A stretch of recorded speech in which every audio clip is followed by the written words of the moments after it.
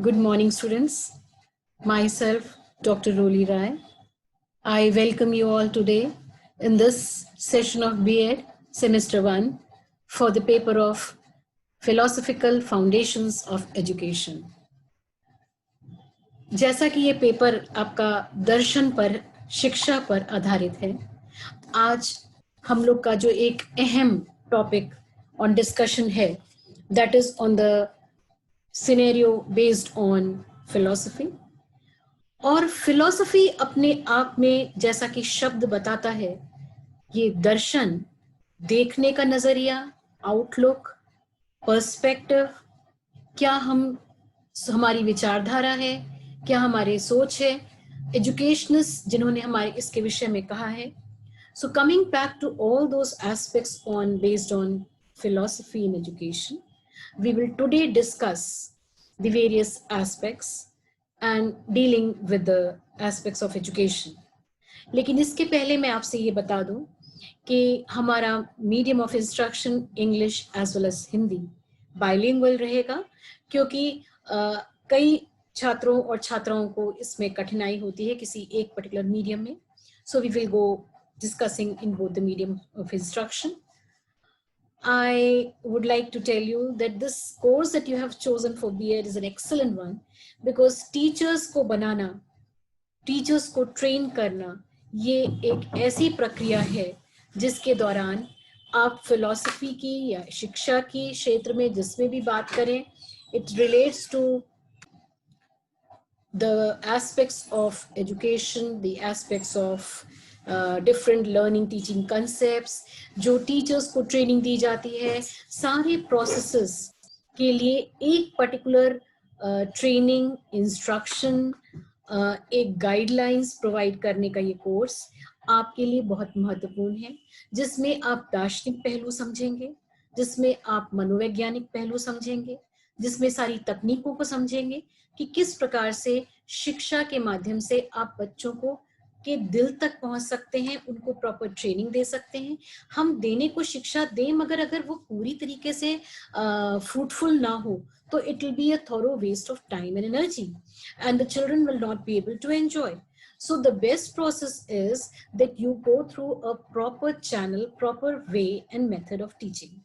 So आज हम philosophy के मैटर को इस प्रकार से पढ़ेंगे कि आपके कंसेप्ट में क्लियर होगा कि दर्शन शब्द क्या कहता है, दर्शन शब्द का क्या अर्थ है, क्या मायने हैं, और क्या उसका मीनिंग के साथ साथ किस प्रकार से हम उसमें अपने आप को डिस्कस करते हैं. So coming on to the various aspects of education, we will discuss the aspects of education. और ये जो एजुकेशन का एरिया है, एरिना है, इसको हम लोग कहते हैं कि it is dealing with the aspects of education pertaining to philosophy. मगर शिक्षा हर क्षेत्र में मौजूद है. शिक्षा से अर्थ जब हम कहते हैं तो ये हमें केवल एक पहलू नहीं दिखाता, हमें कई पहलू दिखाता है, और इन पहलुओं को जब हम समझने का प्रयास करते हैं तो we realize that it is not just pertaining to the aspect of pertaining to learning, मगर इससे भी अधिक हमारे लिए जो महत्वपूर्ण, जिसे हम कहते हैं किस प्रकार से ले जाएगा, किस प्रकार से हमें समझाएंगे, तो मीनिंग जो है ये हमें दर्शाता है कि हम किस प्रकार से इसको डील करेंगे. That is relating to philosophy, meaning, nature and scope. इसका अर्थ क्या है, इसकी प्रकृति क्या है और क्षेत्र क्या है, इन तीनों पहलुओं पर आज हम डिस्कशन करेंगे. लेकिन उसके पहले हम फिलॉसफी शब्द का अर्थ समझने का प्रयत्न करते हैं कि फिलॉसफी क्या है. जैसा कि ये शब्द फिलॉसफी जो है, आप समझ रहे हैं कि ग्रीक शब्द से ये ओरिजिनेट हुआ. This has originated itself from the Greek word philosophia, and the word philos plus sophia, that is love of wisdom, ज्ञान के प्रति प्रेम, ज्ञान के प्रति लगाव, ज्ञान की उत्सुकता, जानने की एक लालसा, the curiosity that is within a person, उसको हम philosophy के तहत समझाते हैं. So philosophy deals with various aspects, that is love for wisdom, love for knowledge, ज्ञान के प्रति प्रेम, ज्ञान के को जानने की प्रक्रिया। जो भी प्रश्न हमारे जीवन के पहलू में इस धरती पर, इस दुनिया में हमारे लिए सामने आते हैं और जिसके प्रयत्न हम डिस्कस करते हैं, that is relating to philosophy. Now इसमें ये कहा जाता है कि ये जो जानना है वो क्या जानना है, क्यों जानना है, किस लिए जानना है, और इसी के लिए हम डिस्कस करते हैं with reaching out to different ideas. That is what is philosophy. Philosophy क्या है? That is the study of ideas and beliefs. जानने की प्रक्रिया, आइडियाज, थॉट्स, बिलीव्स, जो कुछ विचार हमारे मस्तिष्क में आते हैं, ये सब फिलॉसफी से डील करती हैं। Anything and everything which comes under the sun, under the sky, relates to ideas, relates to thoughts. हो सकता है आपको बहुत लगे फिलॉसफी तो बहुत ही धीर गंभीर, बहुत ही कठिन, एक ऐसा शब्द, एक ऐसा पहलू है कि इसको हम कैसे समझ पाएंगे, किंतु ऐसा नहीं है।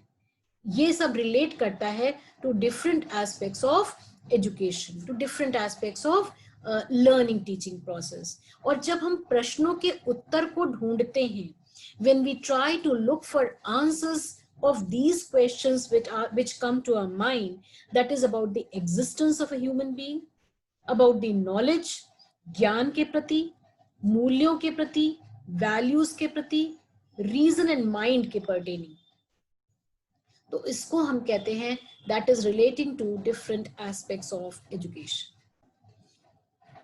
जब हम इन प्रश्नों के उत्तर को ढूंढने का प्रयास करते हैं, क्यूरियोसिटी होती है, उस क्यूरियोसिटी को हम कर्ब करते हैं, we try to find an answer, a solution to these aspects. हम उन मूल्यों से संबंधित होते हैं, ज्ञान से संबंधित हैं, रीजन एंड माइंड की बात करते हैं, लॉजिक की बात करते हैं, that is relating to philosophy. Philosophy ज्ञान से संबंधित है, रियलिटी से संबंधित है, सत्य से संबंधित है, माइंड या मस्तिष्क से रिलेटेड है। So reading out to epistemology, metaphysics, axiology, यानी कि ज्ञान मीमांसा, तत्व मीमांसा, मूल्य मीमांसा। अभी आने वाले इसी क्लास में हम लोग इसके डिटेल पोर्शन में पढ़ेंगे कि व्हाट इज रिलेटिंग टू ज्ञान मीमांसा क्या है, यानी कि आप एपिस्टेमोलॉजी से डील कर रहे हैं, आप मेटाफिजिक्स से डील कर रहे हैं, आप एक्सियोलॉजी से डील कर रहे हैं, उन मूल्यों के संबंध में, तो इसको हम कहते हैं relating out to the different aspects of educational philosophy. तो सबसे अहम बात ये होती है फिलॉसफी के दौरान कि हम उन प्रश्नों के उत्तर को ढूंढने का प्रयास करते हैं, हम एग्जिस्टेंस की बात करते हैं। तो जो तत्व मीमांसा है, जो ज्ञान मीमांसा है, ज्ञान किससे रिलेटेड है? नॉलेज से रिलेटेड है, और नॉलेज किससे रिलेटेड है? रियलिटी से रिलेटेड है। सत्यम शिवम सुंदरम का concept, relating to values, relating to reason, relating to logic and mind, मस्तिष्क से संबंधित शिक्षा की बात की जाती है। यहाँ पे फिलॉसफी और एजुकेशन का रिलेशन को हम लोग स्टडी करेंगे, वे we shall be studying about the concept of education and concept of philosophy and the relation and the interrelation between the two aspects, और दोनों किस प्रकार एक दूसरे से रिलेशन है, इसका सबसे अच्छा डिस्क्रिप्शन J.S. रॉस ने अपनी डेफिनेशन के अंतर्गत दिया है। So we have to realize that epistemology, metaphysics and axiology deal with the basic concepts of knowledge, value, reason and mind. So we should not make it a point to understand that this concept of ideas and belief is relating to various aspects. ये जो philosophy है, जब इसके मूल गुण आप समझेंगे, जब इनके मूल आधार समझेंगे, तो आप ये रियलाइज करेंगे कि जो वेरियस फिलॉसफीज आप पढ़ेंगे, उन फिलॉसफीज को समझने के लिए, उनके फिलोसोफर्स के व्यूज को समझने के लिए, उनके आइडियाज और थॉट्स को समझने के लिए सबसे पहले प्रारंभ में जिस चीज को आपको समझना है वो फिलॉसफी है, बेसिक कैरेक्टरिस्टिक्स हैं। तो जो तीन मूल आधारशिला हैं, जो रेल्म्स कहे जाएंगे, जो वो हैं relating to epistemology, metaphysics and axiology. Axiology deal करता है वैल्यूज से, लॉजिक और रीजनिंग से, और जहां तक एपिस्टेमोलॉजी और मेटाफिजिक्स है, ज्ञान मीमांसा और तत्व मीमांसा. ज्ञान मीमांसा नॉलेज के पर्टेनिंग है, एग्जिस्टेंस के पर्टेनिंग रियलिटी है. तो I think you must have understood the concept of these various aspects, and soon we will be now beginning with the different points of learning and understanding. So this, what is philosophy and what are the ideas and beliefs relating to philosophy, is what we shall be dealing with in all the lessons, in all the philosophies and philosophers. These philosophies will vary from philosophy to philosophy and from philosopher to philosopher. वो philosophy हो सकती है आपकी pertaining to, you can say, idealism, pertaining to naturalism, realism, pragmatism, और इनके सबके अनुसार चाहे वो प्रयोजनवाद हो, आदर्शवाद हो, प्रकृतिवाद हो या यथार्थवाद हो, हमारे कह सकते हैं सब में, सबकी जो ideology regarding ideas and beliefs हैं, सब में परिवर्तित होंगी, सब में चेंजेस अकर करेंगे. और जब ideas and beliefs and thoughts की बात करते हैं तो वो आइडियलिज्म से रिलेटेड हो जाती है. जब नेचर या प्रकृति से संबंधित होगी तो वो नेचुरलिज्म से संबंधित होगी. So it is relating to different aspects which we shall be studying in this paper of philosophy and specially in this class now. So I think you are understanding these points and aspects. So let us all come to the next point, that is coming to different aspects of realms. क्या होते हैं? वो area, वो क्षेत्र, वो उनकी periphery जिसकी बात हम करते हैं, जिन भागों में विभाजित किया गया है फिलॉसफी को, तो वो तीन मेन उसकी ब्रांचेस हैं.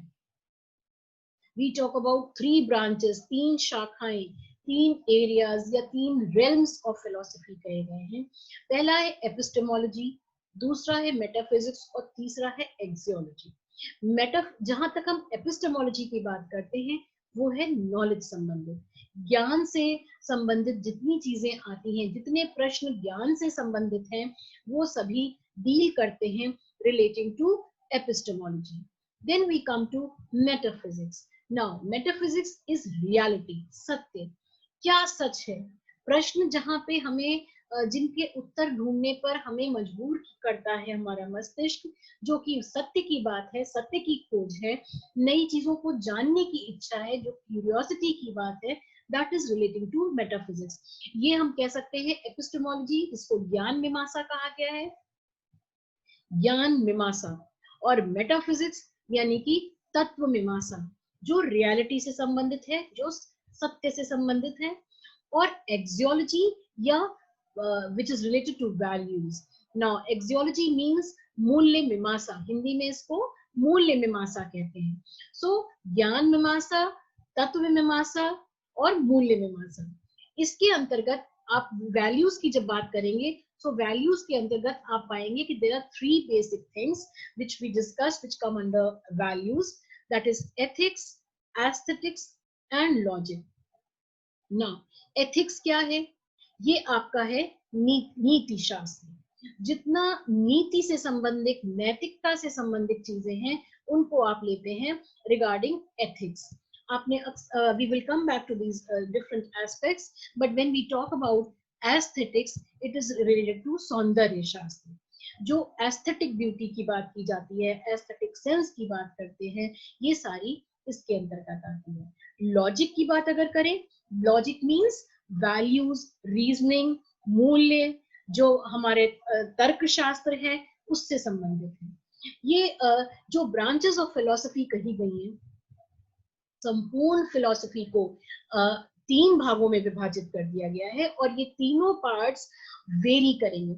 आपकी फिलॉसफीज तो बहुत होंगी, फिलोसोफर्स तो बहुत होंगे, मगर ये आपका जो जिसे कहना चाहिए क्रक्स है, या जिसमें आपको फिलॉसफी को 3 भागों में विभाजित किया गया है, और उसके अंतर्गत हम उसको कहते हैं, these are the various divisions that have been made regarding epistemology, metaphysics and axiology. Axiology is divided into ethics, aesthetics and logic. So when we talk about various aspects relating to what are the ethical values, we talk about the axiology. हम किसी भी चीज की मूल्य की बात करते हैं तो उसमें हम ये कहना चाहते हैं कि these values are related to various aspects. Now next we come to the fact that what are the different areas of philosophy. Now ये जो different areas की हम बात करते हैं, जो भी problems reality से संबंधित हैं, जो भी values हमारी, जो भी areas हमारी problems में metaphysics से deal करते हैं, वो reality की बात करते हैं. जो epistemology की बात कर रहे हैं, वो knowledge की बात कर रहे हैं. So that means, see, I told you in this sheet here, in this diagram over here, flow chart, that epistemology is dealing with knowledge, metaphysics is dealing with reality, तर्क शास्त्र जो है वो है आपका लॉजिक, और एक्सियोलॉजी है मूल्य मीमांसा, एपिस्टेमोलॉजी इज ज्ञान मीमांसा. जब हम इनकी बात करते हैं, इसके अगेंस्ट हम रीड करते हैं, वी फाइंड जो भी प्रॉब्लम्स एरिया, जो फिलॉसफी के एरियाज कवर करते हैं रिलेटिंग टू रियलिटी, वो मेटाफिजिक्स से डील करते हैं, और जो प्रॉब्लम्स जो डील कर रहे हैं रिलेटिंग टू नॉलेज, ज्ञान से संबंधित, वो एपिस्टेमोलॉजी है. So problems of values are dealt by axiology.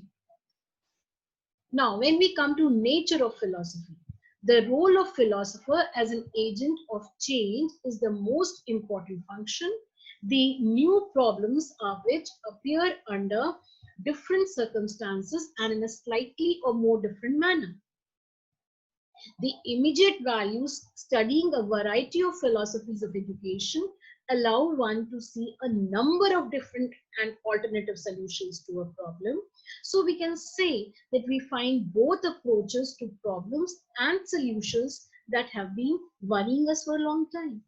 जिन प्रश्नों के उत्तर को ढूंढने के लिए हम परेशान होते हैं, जिन प्रश्नों के उत्तर को हम पाते हैं, उन्हीं को हम कहते हैं ये philosophies of education के अंतर्गत आती है और हम उनसे डील करते हैं.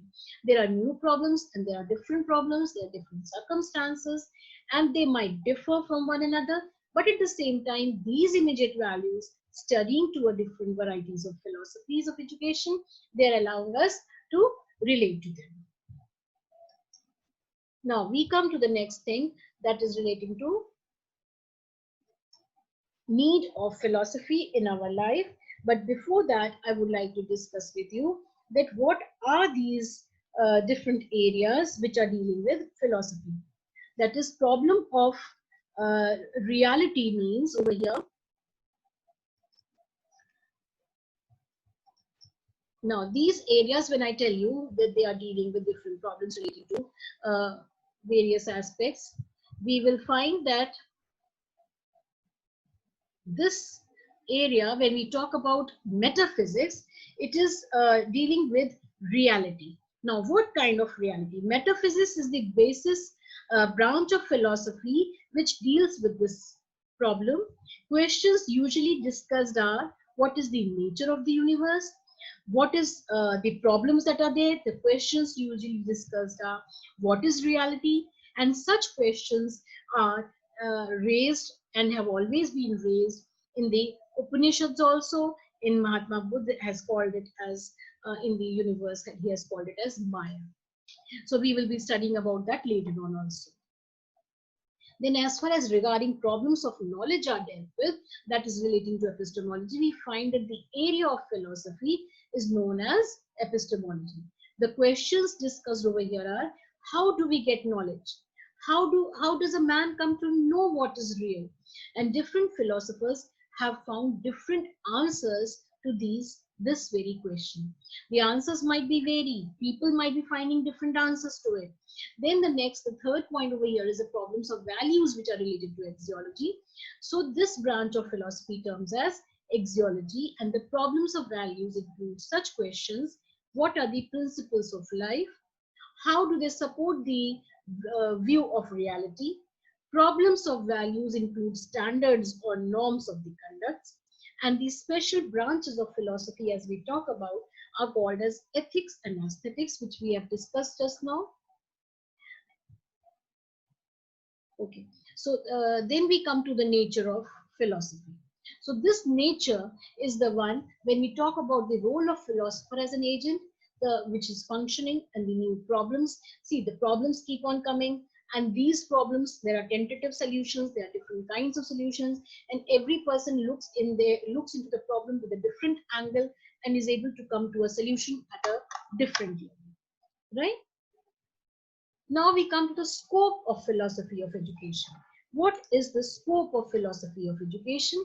So we find that the scope varies to the extent that the scope of philosophy of education is mainly concerned with the problems of education.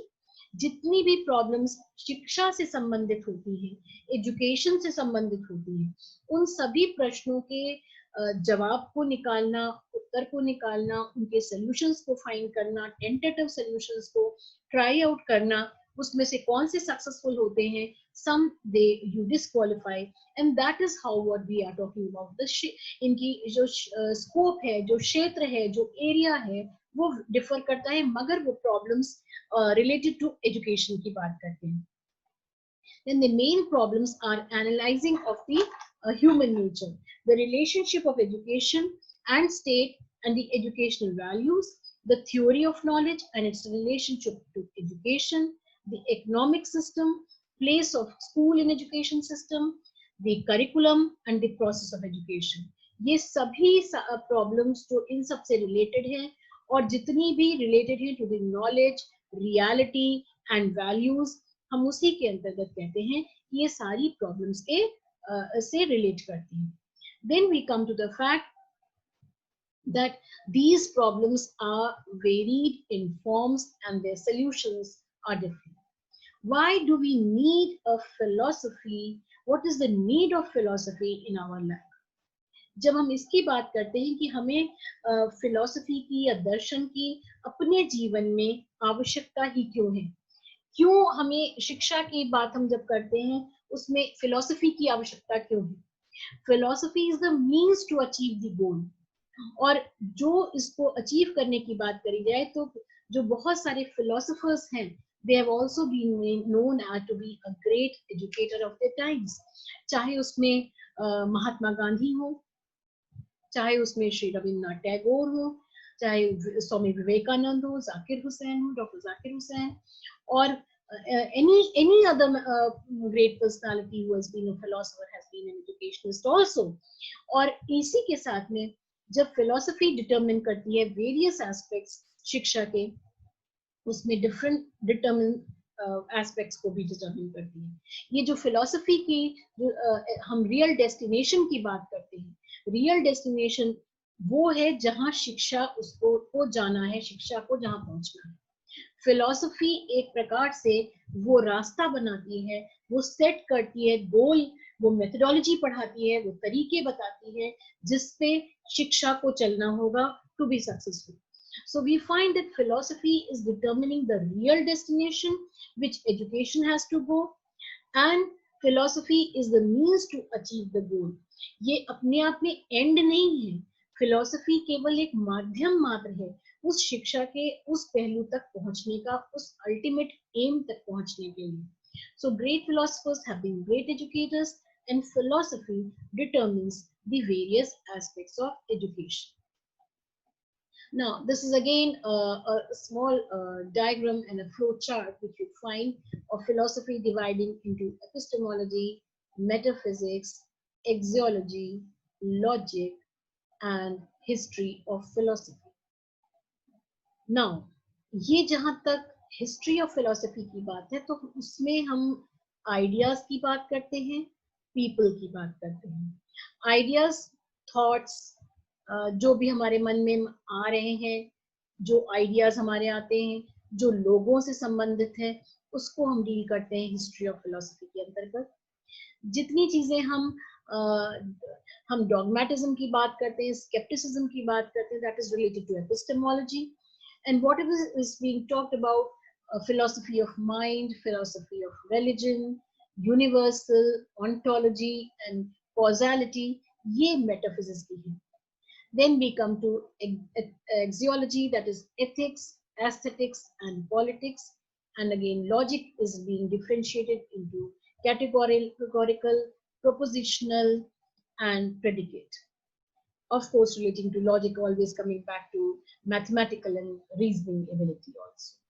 ये जो different aspects हैं, they are relating to different aspects of philosophy, and we find a solution to it.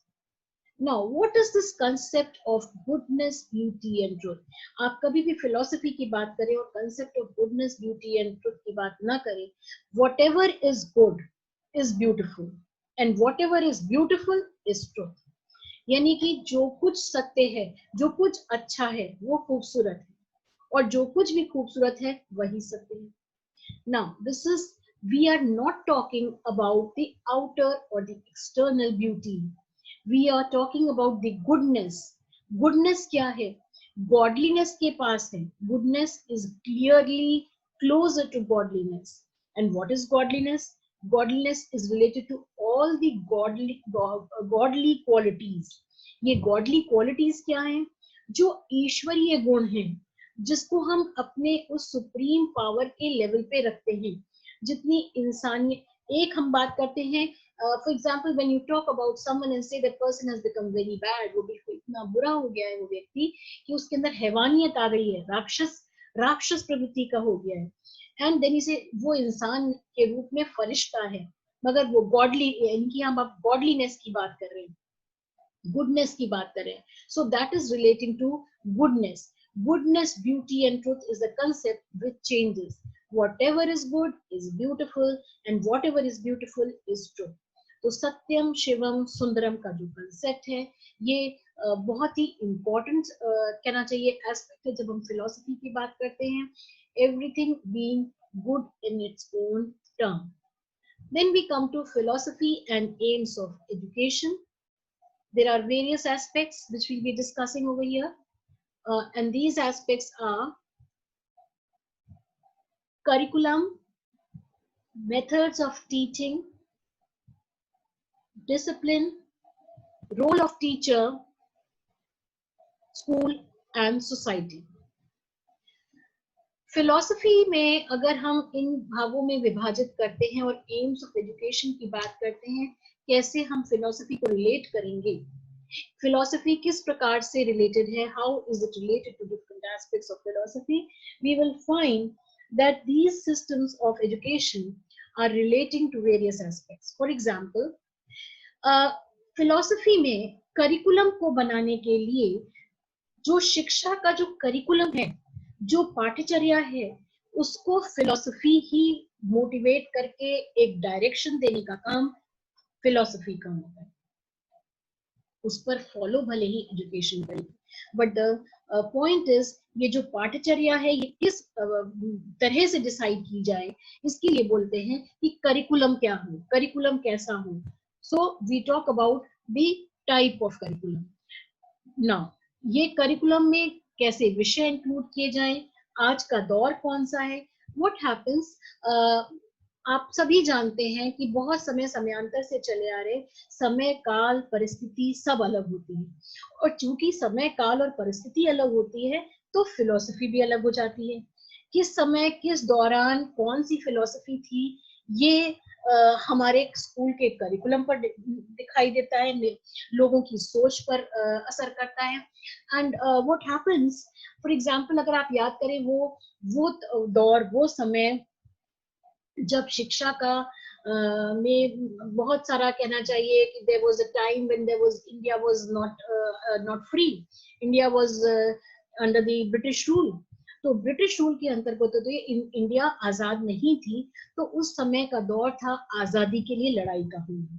तो लोग उस समय आजादी के लिए एफर्ट कर रहे थे, तो वहां पे वो जो दौर था वो philosophical, that was more towards you can say fighting for the freedom level, and there were people who were getting into the army, जो लड़ने के लिए, जो उस समय दौर था लोगों का, जो बहुत सारे लीडर्स हुए, भगत सिंह हुए और उस समय सुभाष चंद्र बोस हुए.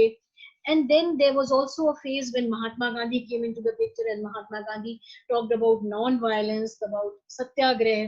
तो उस समय दौर जो था वो सत्य का था, non-violence का था, लोग आंदोलन पे बैठने लगे. तो that was a period, that was a phase, that was the philosophy of that time. जैसा जैसा समय आया, एक टाइम हुआ जब फौजकारी दर्शन हो गया, एक टाइम आया जब दर्शन की स्थिति बदल करके आंदोलन की हो गई, सत्याग्रह की हो गई, अहिंसा की होने लगी. Then there has been a time when computers came of age and people started going into learning of computer knowledge. Now ये जो समय है, समय बदलता रहता है, and accordingly the curriculum also changes, the philosophy also changes. Then we come to methods of teaching. Automatically the method of teaching will also change. Why is that so? जब समय बदलेगा, फिलॉसफी बदलेगी, समय काल और परिस्थिति के अनुसार चीजों में बदलाव आएगा. What will happen? Naturally, the curriculum of the schools will be different. They will start adapting accordingly. Then there will be methods of teaching. So those methods of teaching will also change. अब बात आती है discipline की, कि discipline किस प्रकार का हो. 3 प्रकार की डिसिप्लिन की बात की जाती है. एक है इम्प्रेशनिस्टिक, एक है रिप्रेशनिस्टिक और एक है इमेंसिपेटरी. नाउ ये जो इम्प्रेशनिस्टिक डिसिप्लिन की हम बात करते हैं, इसके अंतर्गत जब किसी पर प्रभाव पड़ता है तो वो प्रभावात्मक अनुशासन कहा जाता है. और जब किसी पर बल का प्रयोग किया जाए तब वो दमनात्मक अनुशासन के नाम से जाना जाता है. फिर इमेंसिपेटरी जो है वो मुक्त्यात्मक है. So that is relating to different aspects of discipline. ये अनुशासन कैसा हो, जैसी फिलॉसफी वैसा अनुशासन, जैसा दर्शन वैसी discipline. Now this will automatically change, will automatically differ, and the types of discipline will also vary. एक होता है जब दूसरे किसी को देखकर, जब टीचर को देखकर जब बच्चे उस पर इम्प्रेशनिस्टिक तरीके से फॉलो करने लगते हैं, प्रभाव पड़ता है, उसे हम कहते हैं इम्प्रेशनिस्टिक, प्रभावात्मक. फिर जब रिप्रेशनिस्टिक की बात करते हैं, जब बल प्रयोग करना पड़ता है, जब इम्पैक्ट नहीं पड़ता, इन द सेंस कि बच्चे नहीं सुन रहे हैं और उनको सुनना चाहिए, तो क्या किया जाता है, डिसिप्लिन स्ट्रिक्ट करने के लिए अटेंडेंस कंपल्सरी करी जा रही है, डिफरेंट एस्पेक्ट्स किए जा रहे हैं. So that becomes a repressionistic discipline. और ये एक प्रकार का अनुशासन है जो फिलॉसफी जो भी जैसे होगी, फॉर एग्जाम्पल आइडियलिज्म में, नेशनलिज्म में, रियलिज्म है, प्रैग्मेटिज्म है, एग्जिस्टेंशियलिज्म है, you can say all these phases, all these philosophies, they have different kinds of you can say discipline. जैसे कि नेशनलिज्म है, वो प्रकृति पर जोर देते हैं, वो कहते हैं बच्चों को आजाद छोड़ दो, फ्री छोड़ दो, उन पे कोई भी जोर जबरदस्ती नहीं चाहिए, वो they should be free to adapt whatever they want to do, let them learn by their own behavior. तो इस केस में क्या होता है कि the discipline becomes more on to them, it depends on them. Then we come to emancipatory. ये मुक्त्यात्मक है, ये अपने ना किसी से इम्प्रेस होकर, बल्कि वो स्वयं अपने अंदर इंस्टिल्ड फीलिंग होती है, या अपने अंदर खुद स्वयं इच्छा व्यक्ति की होती है कि हम किस प्रकार से हम फॉलो कर सकते हैं. Now I come to the next slide, that is philosophical methods of teaching. So we have teacher-centered education, we have learner-centered methods also, then content-focused methods, interactive and participatory methods. Now these are the various you can say methods, and we will dwell on each of these methods. तो ये जो teacher centred method है, जिन philosophies के अंतर्गत बच्चों पर importance न देते हुए टीचर पर इम्पोर्टेंस दी जाती है, उसको टीचर सेंट्रिक मेथड कहा जाता है. जहां पे इस टीचिंग लर्निंग प्रोसेस के दौरान जिसको ज्यादा इम्पोर्टेंट माना गया है वो है teacher. So in those cases, for example, in the philosophy of idealism, you will find that the teacher is said to be more important. In the cases of naturalism, it is the learner who is more important. The child-centered method is more important. So naturally, the teacher-centric method is supposed to be more important. The learner is more important when we now आज के युग की बात करी जाए कि आज के जमाने में, आज के दौर में कौन सी प्रकार की शिक्षा ज्यादा इंपॉर्टेंट रखती है, तो philosophical method of teaching is based on the child centric education. And then we come to content focused methods.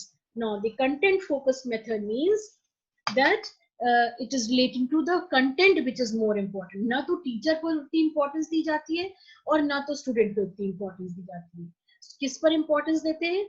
Importance is given to the content, the matter which is to be taught, the curriculum which becomes the more important thing. So naturally it becomes the importance or in the philosophical method varies with different philosophies, with the method being based on more importance on teacher or the importance being emphasized on the learner, and the content or the content matter which is said to be more of the focus.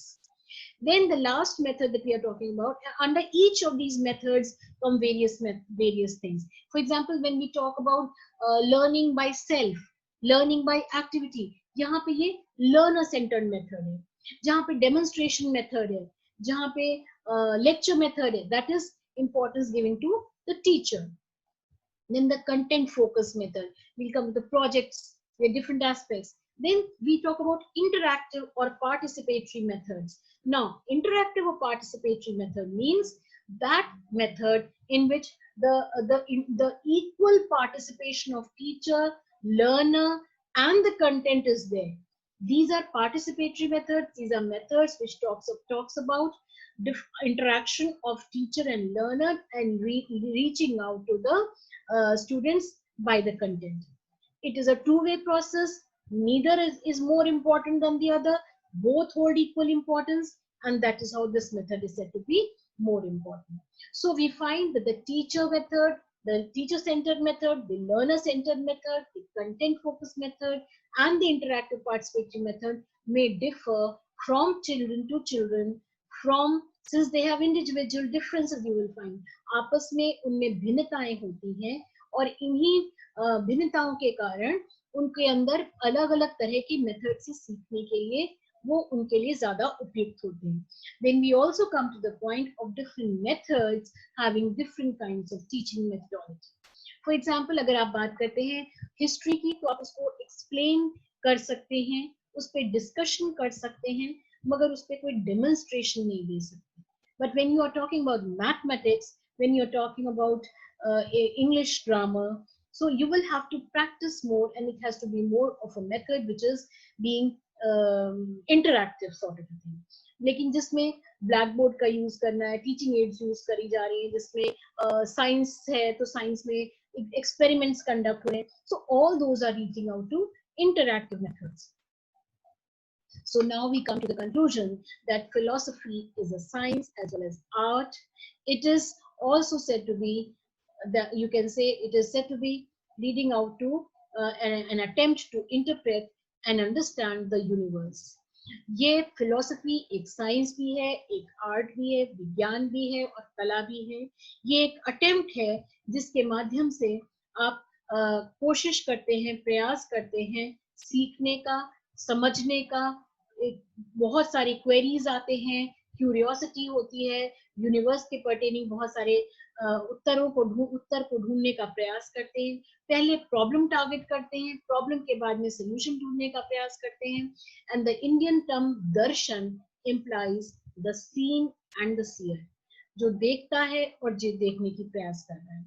It includes realization as an experience also, and philosophy helps to understand the problem and find a solution. ये दर्शन का काम है, problem को find करना और solution भी निकालना.